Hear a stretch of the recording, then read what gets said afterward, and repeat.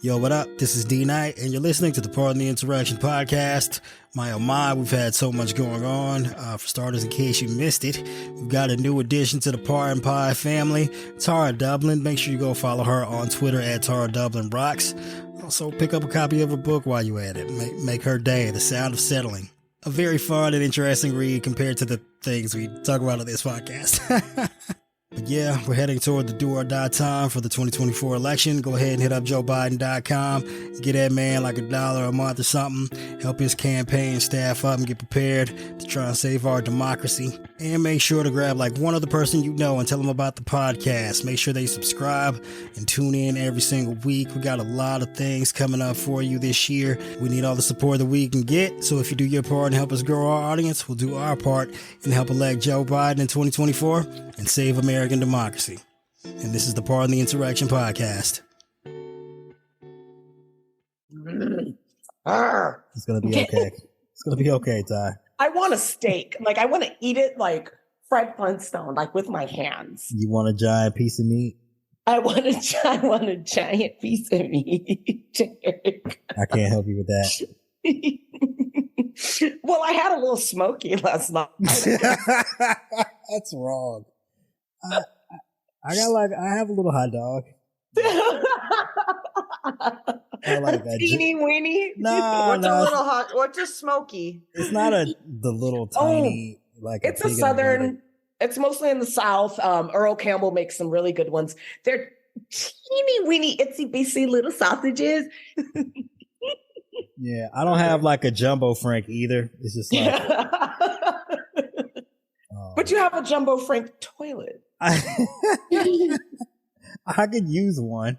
Like at least it's my toilet, so I don't feel too uncomfortable when I'm like, oh, it hit the water. But like it's not. I wouldn't enjoy that feeling. It's any other toilet. You wouldn't enjoy it in the fucking bathroom of the Waffle House. Nah, like public restrooms. Yeah, but it's still an issue. So don't try to be all like, oh, watch too much porn, and I think it's just. I mean, if I have to use a public bathroom and I have to like number two, I'll like number one standing up first, and then that way I can like hold it out of the way just to make sure it doesn't hit the water. Just what? Like women, which. There are some places that have these toilets that are thank God this ain't going to the podcast. Deceptively low. Oh yeah. So when you go to cut that squat, it's and like then impossible. The bowl is still it's man, it's a skill. That takes some leg strength, and I've been with some leg day, some arm strength, holding on to the sides of the stall just to ensure. That's the best angle for pooping, though. You want to be in a squat. Not necessarily floating over the toilet, but the low toilet could. You know what? Maybe I will just put all of this in the podcast. We just like ruin someone's day talking about this. Pardon our poop. No, yeah, man. But then just as many, the few people will also be like, yes, they're finally talking about poop. 1, 2, 3, 4. Hey, this is D Knight. This is Carol. This is Ty. And you're listening to the Pardon the fucking Interaction podcast, god damn it. What's up, y'all? Is there a semicolon in there? Or I have no idea how the punctuation works. Colon the podcast. That Pardon the podcast. I don't know what I did there. Look, I come up with something every week, so that's what happened there. That's your intro, and you're fucking stuck with it, okay? I don't know what else to tell you. If you're not satisfied with it, go listen to some other fucking intro. Yeah, you can have a refund of your free podcast. Well, actually, I was gonna say go listen to some other insurrection related podcast. There aren't any because no one seems to care about the fucking insurrection other than us. We're the only ones that care. We're the only ones. That's okay. We're gonna keep the torch. We absolutely are. And as we jump into the news this week, we're going to start off with the cat fight between the FBI and the Department of Justice. This one's a fun one. Buckle in, strap in, whatever you want to call it, strap up, whatever it is you do when you're listening to this podcast. Yeah, that too. Strap on, strap off. You know, we don't make any judgments about the strapper. Particular sexual proclivities out there. You do whatever you need to do. Consenting adults. Exactly. All right, from the Washington Post. Now, bear with me. This is rather dense. It's a new segment that I like to call reading. A bunch of disputes between Justice Department prosecutors and FBI agents, and I'm so scared because look, last week when I called the insurrection the erection for like the 8th time in like 2 months, I just was so embarrassed. Like I don't want to do that again. Anyway, months of disputes between Justice Department prosecutors and FBI agents over how best to try to recover classified documents from Trump's Mar-a-Lago club led to a tense showdown near the end of July last year. Prosecutors argue that new evidence suggests that Trump was knowingly concealing secret documents at his Palm Beach, Florida home and urged the FBI to conduct a surprise raid at the property. But two senior FBI officials who would be in charge of leading the search resisted the plan as too combative and proposed instead to seek Trump's permission to search his property. Prosecutors ultimately prevailed in that dispute, eventually executing a surprise search warrant in August. Starting in May, FBI agents in the Washington field office had sought to slow the probe, urging caution given its extraordinary sensitivity. Some of those field agents wanted to shutter the criminal investigation altogether early in June, after Trump's legal team asserted a diligent search had been conducted and all classified records had been turned over. And that was obviously fucking lie. Thank God the DOJ wasn't going for that bullshit. On one side, I didn't put that in the notes. That was just my own personal opinion. On one side, federal prosecutors in the Department's National Security Division advocated aggressive ways to secure some of the country's most closely guarded secrets, which they feared Trump was intentionally hiding at Mar-a-Lago. And on the other, FBI agents in the Washington field office urged more caution with such a high-profile matter, recommending that they take a cooperative rather than confrontational approach, worried among other things that the backlash could cost them their careers. So inside the probe argued that the infighting delayed the search by months. All right, a lot to unpack there. For starters, were you just reading the news to us, my friend? Yes. Yeah, I took some excerpts from the Washington Post article. I mean, that wasn't the whole thing, but Thank it felt you like to the Washington Post. And I just want to point out for legal reasons that we, not only do we not make any money off of this podcast, but we're in the hole. So don't be like, I say it's fair use. What do you think? Fair use? No, it's okay. It was excerpts. It wasn't like the entire article, and it wasn't plagiarized. And we're giving our own commentary. I'm familiar with how like fair use. I just wanted to just point that out while I'm ironing here. What? Sorry, they can't see that. I'm ironing. It's okay, fine. So yes, as an aside, irony. Carol is yes, she's engaged in a level of irony by actually ironing while we're podcasting. I'm not entirely certain how she's going to manage to pull that off, but she's doing a fairly successful job so far. We'll see. All right, so back to the fucking point. By my success, do you mean derailing your success? Sorry. Okay. Continue, look, please. I'm sorry. All right. Okay, listeners, here's another peek behind the curtain. You listen to the podcast and you'd be like, oh, they're making such a poignant point about something or some news article or some headline or some event.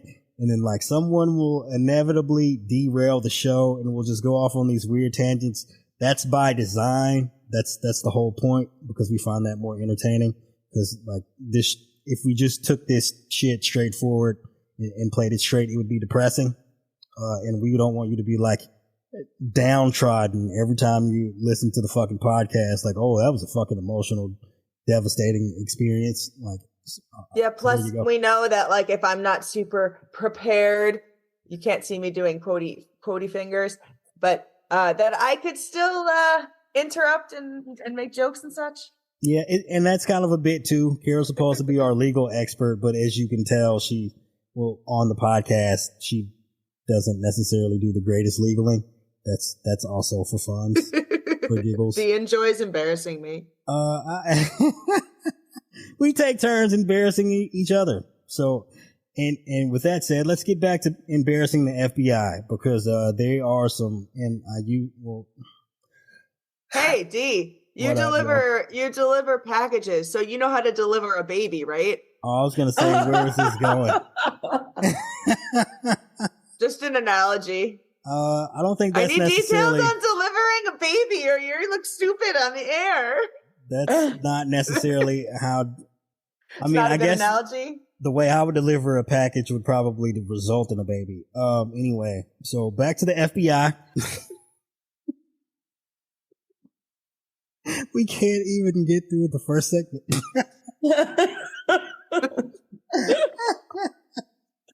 Sorry, so go on. Let me put on my serious face. No.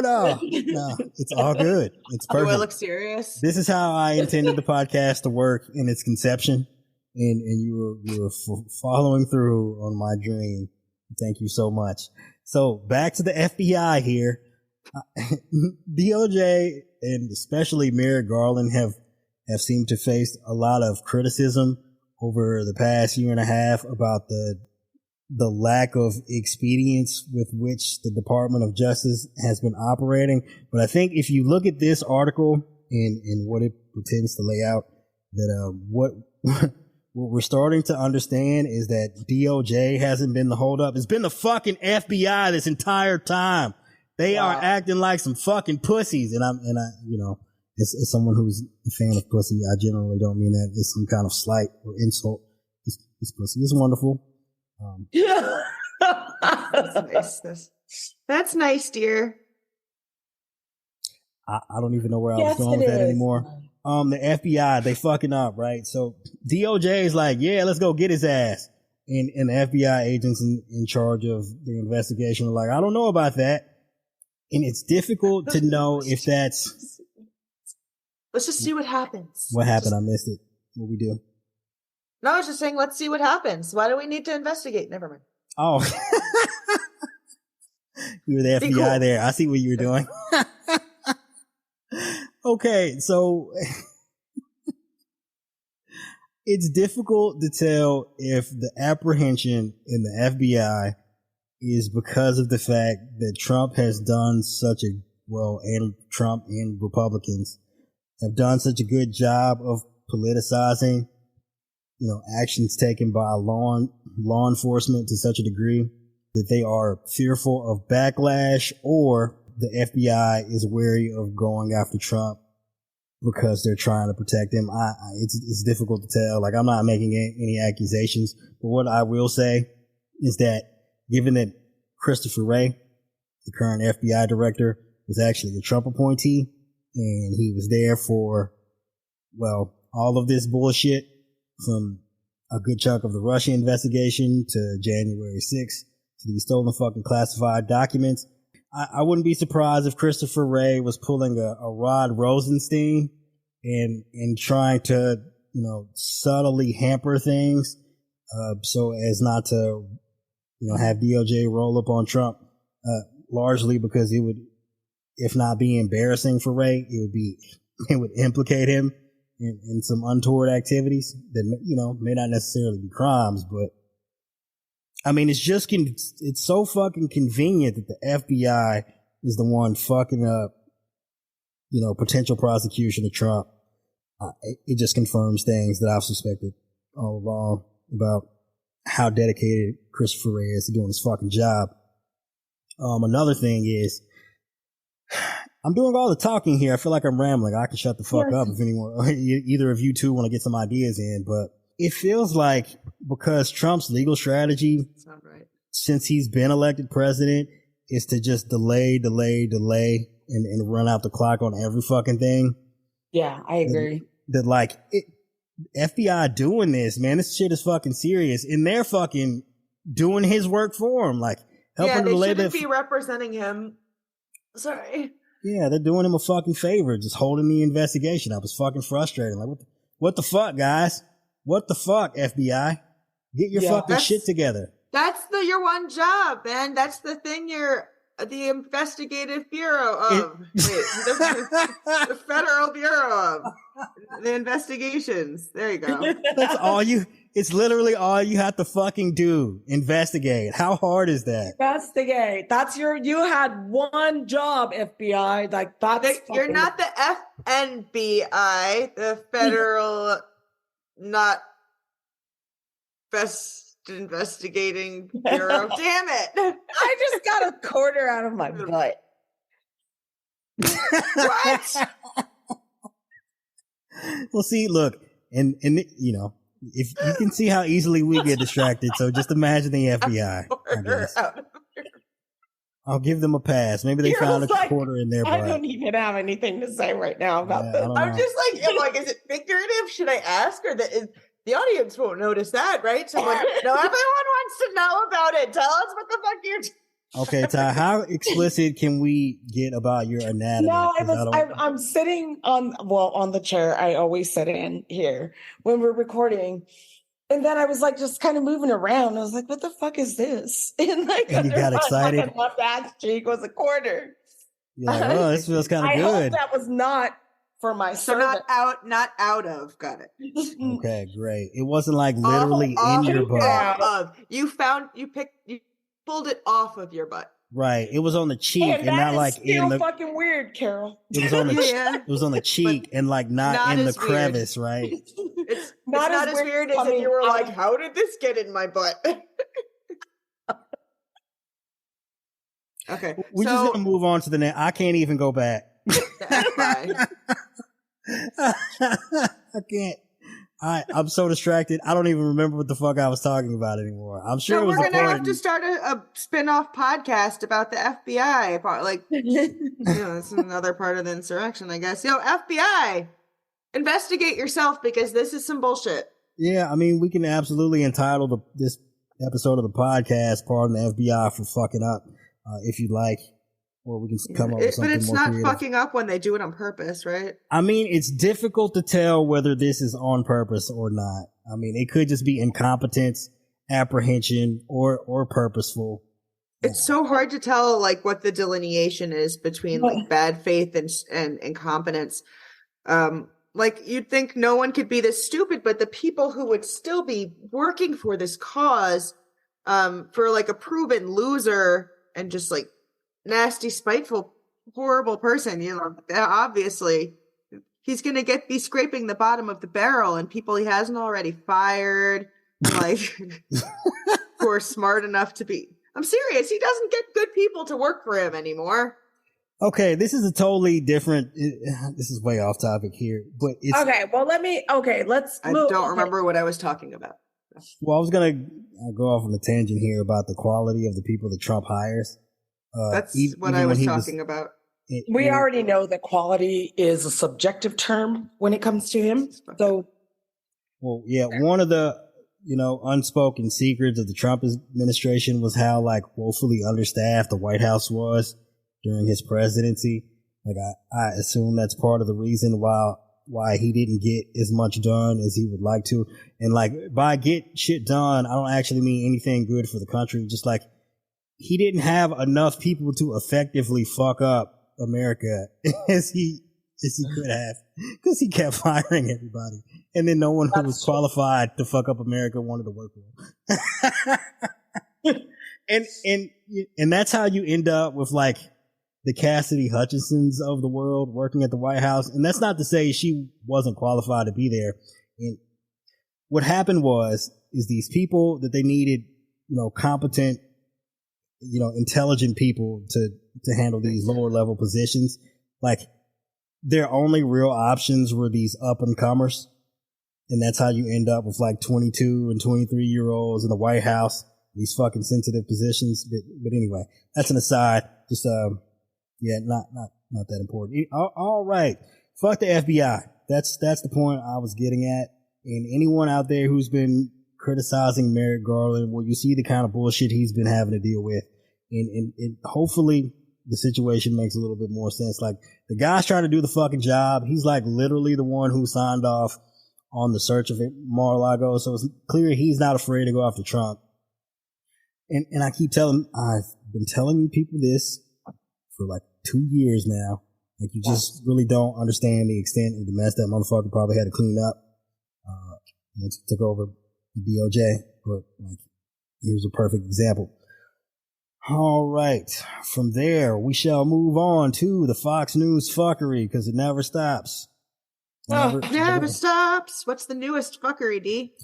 All right. So Rupert Murdoch was recently deposed in the Dominion lawsuit against Fox News, and as part of that deposition, was it Monday? Well, Fox News let all those stories run about Dominion systems being rigged to Venezuela, etc., or transported to Italy. Just for some background, go on. For some background, yes. Dominion suing Fox News because all they do was lie. In this case, they lied so much about Dominion specifically that, you know, it hurt their financial prospects, which opened Fox News up to a lawsuit. And here we are. Dominion's basically deposed everyone from the news hosts to the producers on all the way up to Rupert Murdoch himself. Lock him up. And the big takeaway from that is that the longtime Fox News slogan, "We report, you decide," has devolved into "We tell you whatever the fucking lie is that helps Republicans win." Wow. So that's pretty much. Rupert Murdoch. Going, Ty? Is he human? He's human physiology, probably, if that's what you mean. I don't think he's like responsible for the numerous UFO sightings or anything, but I mean, I guess anything's possible. If he's an alien, it's the illegal kind. You know, he's not from America, and he should be deported immediately if he ever tries to enter the country. This motherfucker's yes, even his own country doesn't even fucking want him. I mean, no one does. Where does he live? He's Australian, but he where does he live? But he took off to Australia during the pandemic lockdown. Yeah, because he went back home to his motherland. He went to Australia where it was safer because he was partially responsible for the lack of effective covert response in America with this fucking propaganda network, brainwashing the masses to think COVID was just a fucking cold. Anyway, so as part of the deposition, we learned that Rupert Murdoch gave Jared Kushner, quote, confidential information about then candidate Joe Biden's ads, along with debate strategy in 2020, offering Trump's son-in-law a preview of Biden's ads before they were public. For anyone, how did he know about his debate strategy? Why would Fox News debate? I guess like he had his. I believe one of the. I can't remember who the host was for Fox. Megyn Kelly. Oh, Megan. Wasn't it? So, no, that was 2016. Yeah, no, I can't remember who it was for 2020. Even though I watched that fucking debate, I even think I live tweeted it.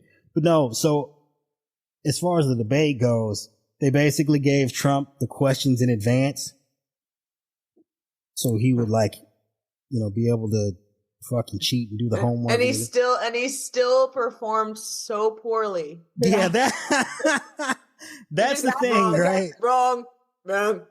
Yeah, he had the questions in advance, and it was the shit show. That's the gag. That even still, given all of this opportunity, he still fumbles the bag because he was able to cheat at every phase and still lose. Lose at everything. He cheated at everything, and the only way look, technically, he lost to Hillary Clinton by millions of votes, just won on a fucking technicality. And people were acting like he had some kind of mandate. So but if you notice at CPAC, they acknowledged, they said, we have lost the popular election in the last, 7-8 cycles. They acknowledge that, so they know that they are fucking losers. And yet they don't care if they have a mandate. Yeah. More importantly, what this says about Fox News is not just that they're a fucking propaganda arm for the Republican Party, but they literally exist to basically, commit campaign espionage. Yeah. Like they're trying to rig the debate for Trump. They're giving it's basically like an in-kind campaign contribution by giving them access to Biden's ads in 2020 before they even go public, so they have time to create their own ads and run them on Fox News. Like, this is a fucking disaster. Like, I don't even understand. Like, this scandal, if MSNBC had done this, if they had taken like Republican ads and given them to the DNC in advance before running them, like, they'd be trying to hang, I don't know, Ari Melber or something like he was Mike Pence. It's fucking insane. And that's just one fucking scandal. Murdoch also asked Fox News chief executive, Suzanne Scott to have Hannity say, quote, something supportive about Republican Senator Lindsey Graham ahead of the 2020 election. Murdoch explained that, quote, you cannot lose the Senate if at all possible. Nigga, who the fuck is we? Yeah, exactly. No, exactly. I guess this is what he gets paid for. Maybe he thinks a Democratic Senate will finally do something about, fake news. Fake news. I'm just saying, that clearly lets you know what team Rupert Murdoch thinks he's on. He ain't even a fucking American. And he's like, yeah, we're Republicans. Bitch, you ain't even from here. Yeah, right? But they're still giving him all their money. So he's still getting a lot of American money. Somebody ate my Hershey chocolate bar. Is this a euphemism for like oral pleasures? Establish how this is related. No. It's not. It's not. You sound so disappointed now. You're like, I wish it was.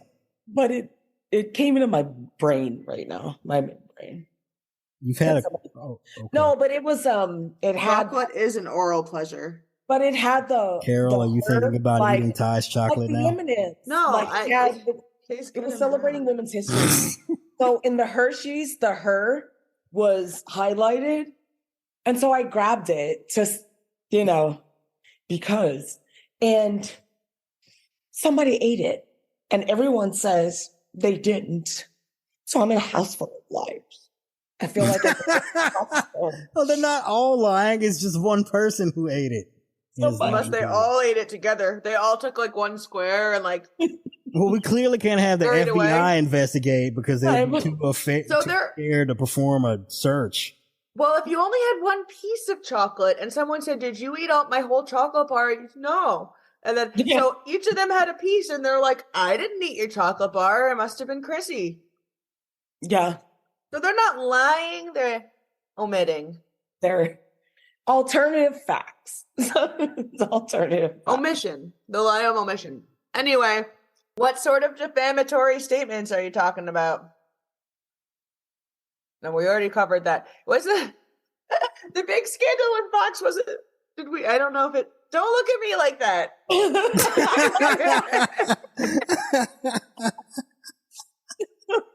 I don't know if we were still covering these. I mean, yeah. I guess it was part of the Dominion lawsuit where they were like clearly establishing through a pattern of facts how not only does Fox totally News fucking knew that the election was legit. They established all within the texts that have been deposed. You know something that I was thinking about the Dominion suit. Oh, I thought you were going to go back to someone eating your chocolate. No one was talking about that. Well, I'm sorry. It's on my fucking mind now, okay? God damn it. I can't stop thinking about eating your chocolate. Time. No, but Dominion has... I'm sorry. Carol is doing things in the camera with the chocolate. I'm eating chocolate innocently.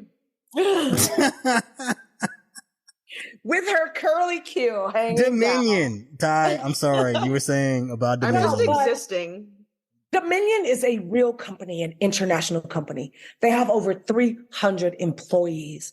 They gave no thought to what they were doing would put these people out of work. That is something that nobody talks about, that is not really thought about. These are people who were minding their business, doing their job, doing their work. And the lies that they wanted to tell Fox News and the GOP, they gave no care about how that would affect the people that were employed by this company and have been, and where their jobs will be like moving fucking forward. That's something. Absolutely. I disagree. I think that they did think about that.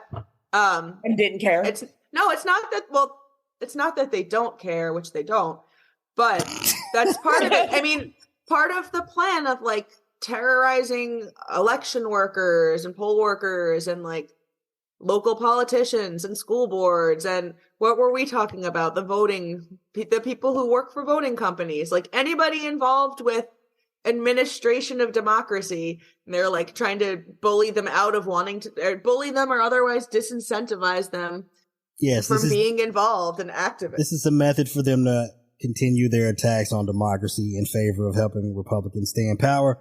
And what we're getting from this Rupert Murdoch deposition is that seems like Fox News' only agenda is keeping Republicans in power. Hence the when it comes to losing the Senate in 2020. Like clearly he's chosen sides, and the shit flows downhill from there, right? So following Trump's loss, Murdoch told Suzanne Scott, the Fox News chief executive, to, quote, concentrate on Georgia when the state was holding a high-stakes special election that would decide the balance of power in the U.S. Senate, instructing her to, quote, be helping any way we can. So again, another incidence of it coming from the top, filtering down to the show hosts and the producers to the top, not the tip. Yeah, to basically try and help rig. When they lost the 2020 presidential election, they were like, well, we can still save the Senate. We'll try and do whatever we can to help Republicans win the special election in Georgia. Now that failed, but that doesn't like absolve Fox News from like in the same sense solution for them. In the same sense that Russia attempting to help Trump win in 2016 may or may not have directly impacted the election results. Like it doesn't matter whether it was actually effective. It matters that they fucking tried. That's kind of the point here. Yeah. Unfortunately, it was effective. Yeah, true. To the whole world's detriment. Sadly. When Trump... Yeah, go on. Oh, go sorry, on. What were you saying? I was going to go on. I was going to just go on. Stop embarrassing me. I'm doing it myself enough. It's okay, Carol. Help. You just iron. You focus on that. I'm also pinning. And you're licking chocolate off your lips. When Trump appealed, and that's like not a euphemism, it's actual chocolate that she's eating. When Trump appealed for help defeating Republican West Virginia When Trump appealed for help defeating Republican West Virginia Senate candidate Don Blankenship, Rupert Murdoch told Scott and Fox News President Jay Wallace that, quote, anything during the day is helpful, but Sean and Laura, that's Sean Hannity and Laura Ingraham, dumping on him hard might save the fucking day. Not only are they out here trying to rig elections to help Republicans defeat Democrats, they're trying to rig elections to help Trumpers fucking beat non-Trumpers. Like, this is the kind of fucking shit show Fox is. I mean, this is fucking insane. Like, this is insane. This is a huge, massive fucking scale. This is like And the worst part is that they were well, not the worst part. The worst part in like a poetic justice sense is that they were privately very aware that all of these accusations were false and that there was no fraud and that they thought everyone who believed it was batshit crazy. Yeah, it's wild. It's absolutely asinine and as well as Tucker insane. Carlson is high on that spectrum I was talking about before between incompetence and bad faith. And he's really he is at the tip of the bad faith scale. He is extremely capable. And he is just applying it to evil for money. He's going in hard on that. That's what he's using his talents and skills for. It's insane. I mean, how talented is he really? I don't know. He makes these weird faces. He always asks dumbass questions. I don't actually know. But that's part of his character of a grieved white man. Oh, that's his shtick. Got it. All right. That's true. Well, on to the New York Post, also another Murdoch property.